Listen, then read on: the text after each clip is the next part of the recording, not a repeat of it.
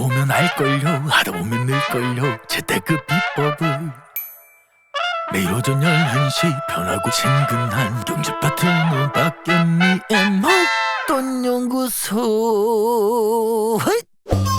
하반기 경제를 얘기할 때 일본 얘기를 참 많이 하게 되죠. 엔저 얘기로 떠들썩한데 올해 일본의 경상수지 적자 이거 흑자로 돌아선 지 오래됐습니다.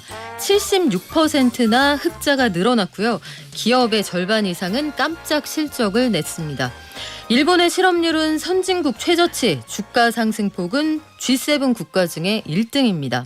30년 동안 잠자던 일본 열도를 깨운 힘이 뭘까요?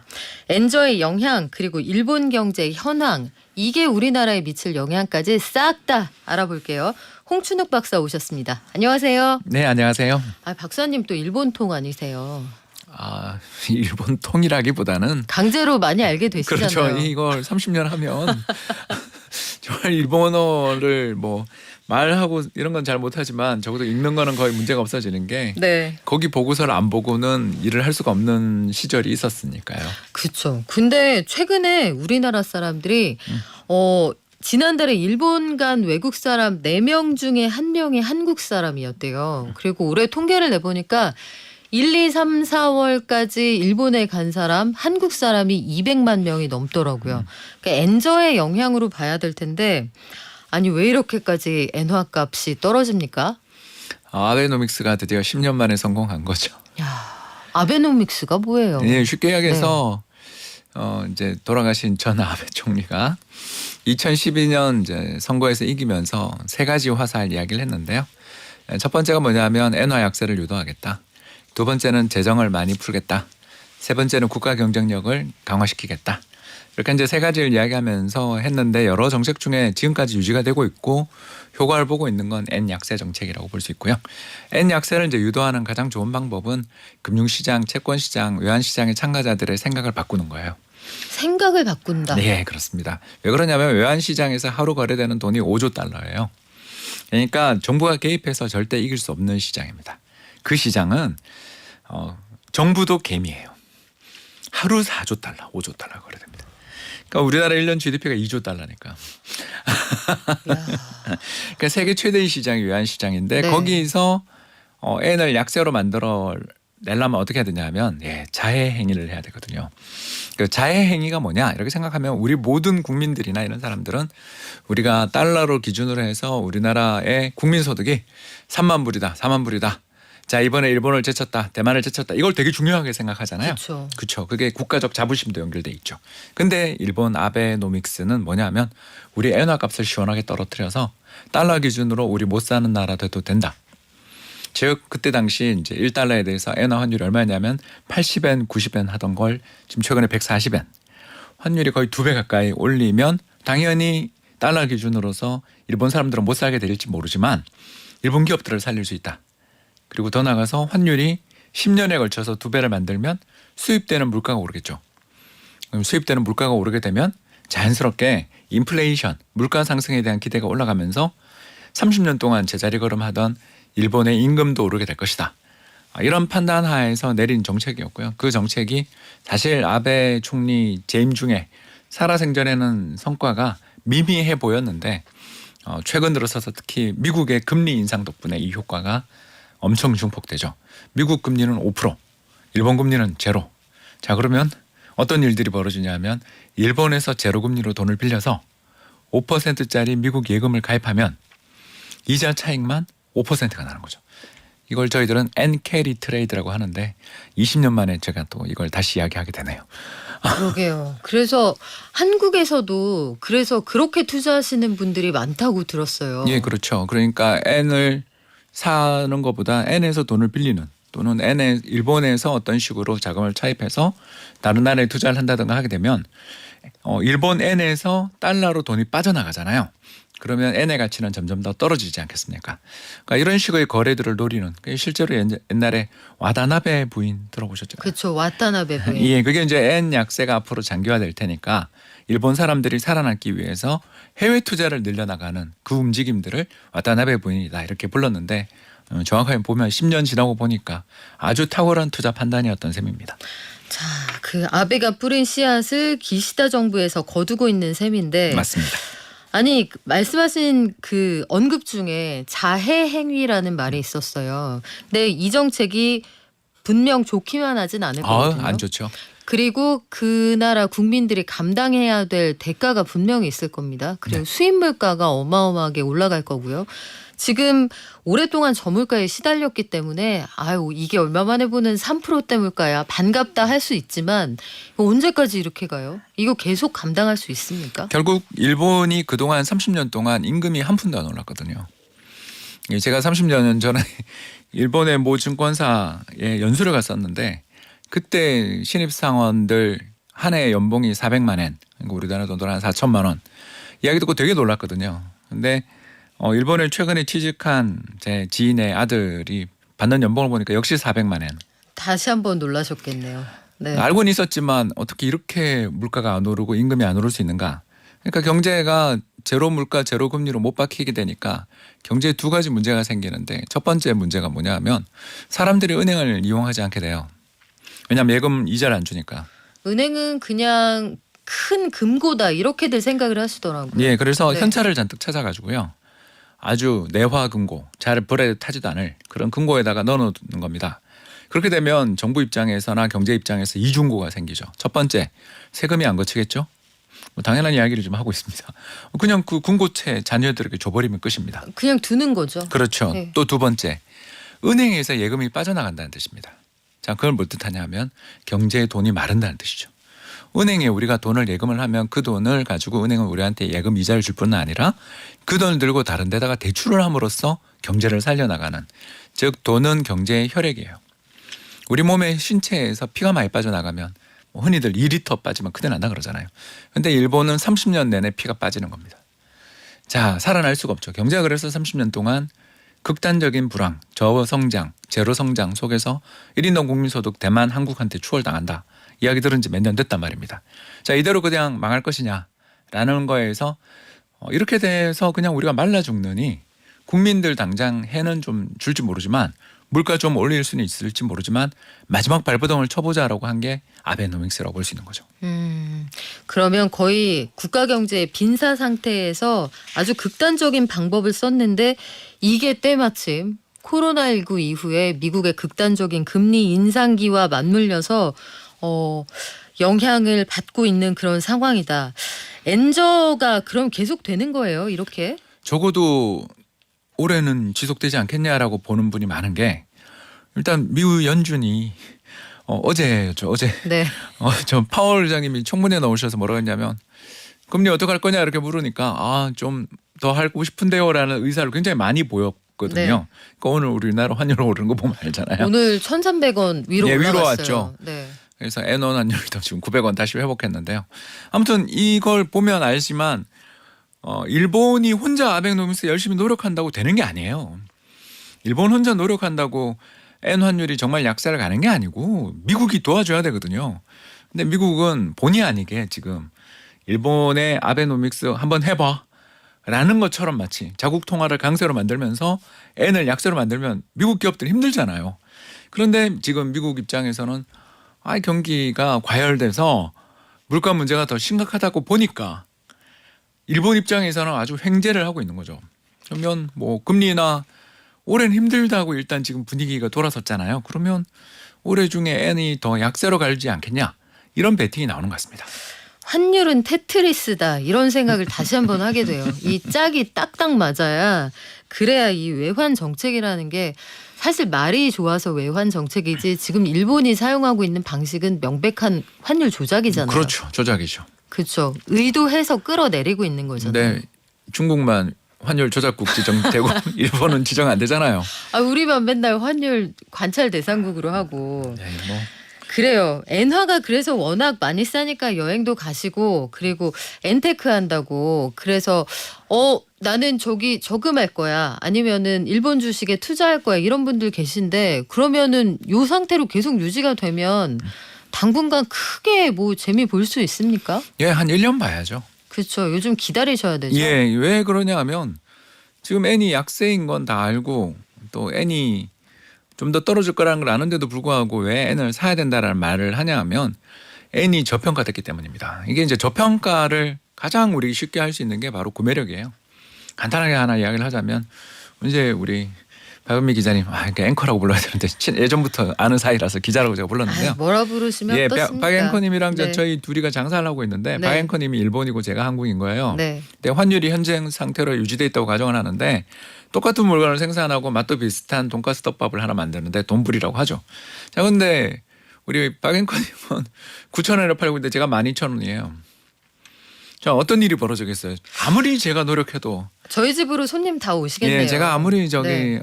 노력을 해도 힘들지 않겠습니까? 그리고 제가 또 정성을 다해서 그 손님들을 모시지 않겠습니까? 예, 그렇죠. 미모도 오랜만에 뛰어나시고. 손님들이 오시니까. 네.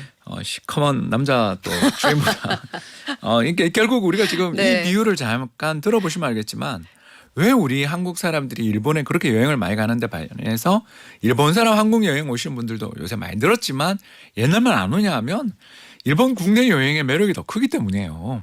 자, 이게 계속 될 수 있냐라는 거죠.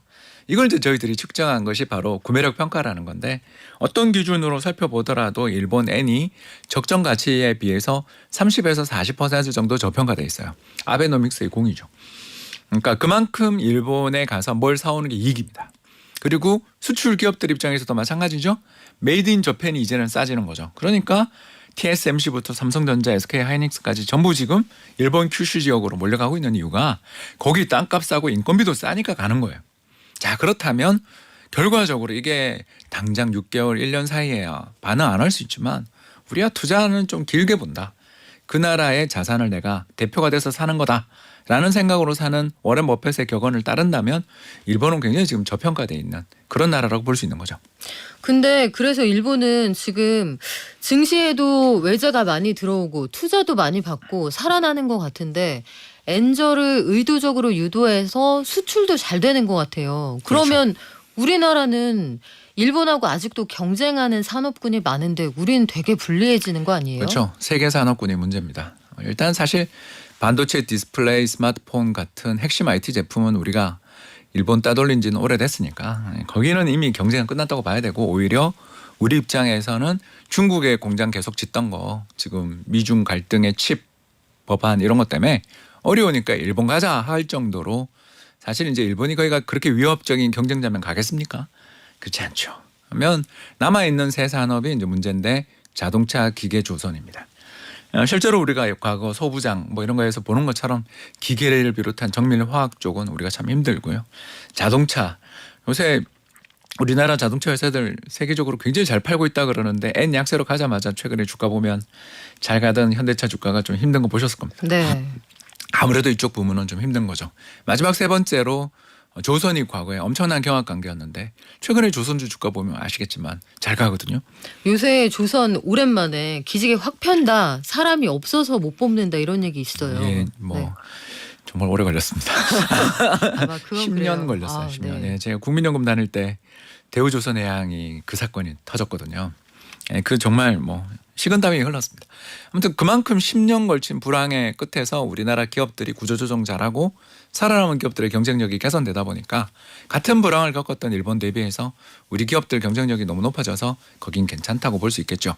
결국 우리는 기계 그리고 정밀 화학 그리고 자동차 같은 부품 일부 쪽에서는 분명히 영향이 있다. 다만 우리나라 기업들도 그동안 허송세월 하진 않았으니까 과거의 엔화 약세일 때만큼 받았던 충격은 덜하지 않을까 기대해보지만 분명 이 경쟁에서 치열한 경합을 벌이고 있는 우리 기업들 입장에서 본다면 좀 힘든 그런 상황이 펼쳐질 수도 있다고 보셔야 될 것 같습니다. 그러면 일본은 당분간 지금 오랜만에 온 호기를 놓칠 생각이 전혀 없어 보이잖아요. 그렇죠.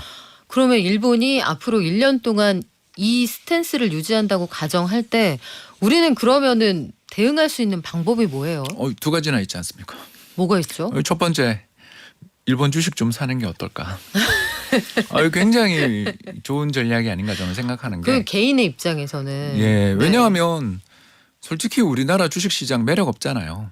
아직까지는 아니, 그러니까 제가 작년에 방송을 여기 왔으면 사라고 몽둥아 외쳤을 거예요. 근데 바닥에서 25% 30% 올랐는데 호구한 날 작전에 또 대주주들이 보유 주식들 자회사 주식들 다 매도나 하고 난리잖아요. 솔직히 말해서 우리나라 저는 MSCI 선진국 지수 편입 어렵다고 보는 쪽에 있고 그거 2014년 그 예비 그룹에서도 배제됐거든요. 그러니까 지금 우리는 노력을 해야 되는 게 그 후보군에 오르는 것부터 시작을 해야 되는데 1, 2년에 될 일도 아니고. 근데 그건 진짜 우리는 왜 안 해주는 거예요? 왜 자꾸 탈락시켜요? 네, 키코 트라우마 때문이죠. 뭐. 아. 저도 뭐 국민은행 다닐 때 네. 키코 상품 설계라든가 그거 관련된 소송 진행되는 거 눈앞에서 다 봤습니다만. 키코라는 게 그 환해지 상품 맞습니다. 말씀하시는 거죠? 근데 이제 네. 환해진 줄 알고 가입하신 분들은 참 억울하시겠지만 사실은 그 상품 구조 자체가 전형적으로 환율이 박스권 안에서만 움직인다라는 거에 베팅한 환투기 상품에 가까운 게 많았고 특히 일부는 그걸 또 레버리지를 했어요. 자, 그러다 보니까 금융시장 흔들렸고 수많은 기업 파산하고 위험을 지니까 그 뒤로 이제 우리나라 정부가 어떤 일을 했냐 하면 외환 시장에 대한 규제를 엄청 강화했어요. 그렇게 되니까 외국인 투자자들 입장에서는 한국 시장 규모도 크고 삼성전자도 있고 SK 하이닉스도 있고 LG 에너지 솔루션도 있고 이 좋은 회사 되게 많으니까 직접 투자하고 싶은데 정작 우리나라 정부 정책은 그 키코 사태 이후에 외환 시장을 개방하면 큰일 난다라는 공포감 때문에 역설적으로 더 규제를 강화해 온 게 현실이잖아요. 그러다 보니까 외국인 투자자들 입장에서 한국 들어오기 어려워지고 그러면 갇힌물이 돼버렸고요. 여기 시장에서 좀 안타깝습니다만 뭐 여러 가지 규제와 비대칭적인 정보 환경이 만나서 시장이 엉망이잖아요. 거기다가 이제 두 번째 투자를 또 추천해 보고 싶은 건 일본 부동산 가격이 너무 싸거든요. 지금 일본의 신축 그 아파트 맨션 가격이 우리나라 돈으로 환산해 보면 4억 원대밖에 안 됩니다. 어느 동네예요? 예, 동경 13구 기준으로 그 정도 나옵니다. 아니 일본 수도 한복판에 있는 부동산에 그거는 이제 5구 말고요. 네. 5구까지 들어가면 거기도 당연히 평당 3천 4천 올라갑니다만 그래도 싸죠. 근데 통경 13구 정도 뭐 예를 들어서 그러니까 시나가라든가 또는 아까 이야기했던 지오구라든가 이런 지오다구 같은 아주 일본의 우리나라로 이야기하면 강남에 해당되는 지역은 당연히 거기도 평당 억 넘는 집들 많습니다만 그 외곽으로 가면 정말 상대적으로 싸다라는 것이고요. 이런 상태에서 특히 그 지역은 다 월세잖아요. 그래서 월세 이율 살펴보면 3에서 5% 정도 월세 이율인데 부동산 담보대출금리 0.5%에서 1% 사이입니다. 근데 뭐 사실 일본 부동산까지야 이게 일반적으로 투자하시는 분들한테 그러니까 리츠를 사라고요. 아. 예, 부동산에 투자하는 리츠. 왜냐하면 리츠는 자기 돈만 갖고 리츠 사업을 하는 회사는 어디도 없어요. 뭐 쪼개서 들어가실 수 그렇죠. 있으니까요. 예, 그리고 대출 받아서 임대를 놓거든요. 근데 대출 금리는 싼데 임대 수익인 월세는 비싸잖아요. 그리고 집값도 싸요. 그러면 이런 일본 리츠 이런 데 투자해 볼 만하죠. 그러니까 일본 부럽다. 여기서만 그치지 마시고 일본 그러면 니케이 지수 투자하는 상품 또는 일본의 리츠 지수에 투자하는 상품들 고민해 보면 되는 일이죠. 근데 그거는 개인 차원에서 그렇게 대응할 수 있다고 쳐요. 국가 경제까지 제가 고민을 하는 게 뭐 고민하신 분들 많이 계시겠지만 나라 경제도 걱정이 된단 말이에요. 뭐 경상수지 이런 얘기 나오고 이러면 일본 기업들이 이렇게 잘 나간다고 하면은 우리 기업들은 뭘로 대응을 할 수 있어요? 그동안 잘해왔는데 우리나라 기업들처럼 또 잘한 데가 없어요. 그러니까 주주들한테 흘대해서 그러지 그 돈 들고 물론 많은 사람들이 인마이 포켓했어요. 그러나 투자도 우리나라만큼 많이 하는 데가 없잖아요. 그런 면에서 한국 기업들한테 저는 좀 뭐 이게 증권 시장에 오래 몸을 담았고 국민연금 다녔던 사람으로서 좀 저는 이렇게 약간 서로 그거 교환을 했으면 좋겠습니다. 교환? 예, 그러니까 말도 안 되는 그리고 잔챙이만 남는 상속세법을 개정해주고요. 예, 최대 65%까지 세금 받는.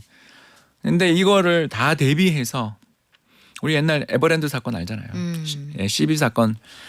정말 저는 우리나라의 금융시장에서의 일대 역사의 한 장을 그었다고 생각되는 사건이고요. 아무튼 정보력 떨어지고 기획력이 없는 사람들만 상속세로 엄청난 돈을 낼 뿐 대부분의 사람은 다 피해갑니다. 그런 식의 징벌적인 그런 세율들 낮춰주는 대신 반대로 일본이 지금 하는 것처럼 PBR 일배 기업들 그게 뭐냐면 주당 순자산 가치가 네. 10,000원인데 10,000원 이하에서 거래되는 기업들이 PBR을 1배 수준으로 올려놓지 못하게 된다면 규제를 가하고 상장 폐지시키는 법을 통과시키자는 거죠. 그래요. 뭐 논란의 여지도 있을 수 있겠습니다만 상속세법 관련해서는 아마 굉장히 논쟁이 뜨거울 거예요. 그리고 삼성의 승계 과정 관련해서는 여전히 사실 분노의 포인트가 굉장히 뭐 많거든요. 이번 엘리엇 판결 봐도 그렇고요. 그렇죠. 그걸 결국 나라 돈으로 물어주게 되었으니 그와 관련해서 도덕적인 비판도 분명히 감수해야 되는 부분이 있을 겁니다. 다만 아는 사람만 피해가는 그런 빈틈이 있으면 안 된다. 제가 그 부분으로 그런 말씀으로 이해를 하겠고요. 일본 투자 관련해서는 리츠 그 부분은 저희가 생각을 못했는데 새로운 조언까지 추가를 해주셨어요. 오늘 말씀은 여기까지 들을까요?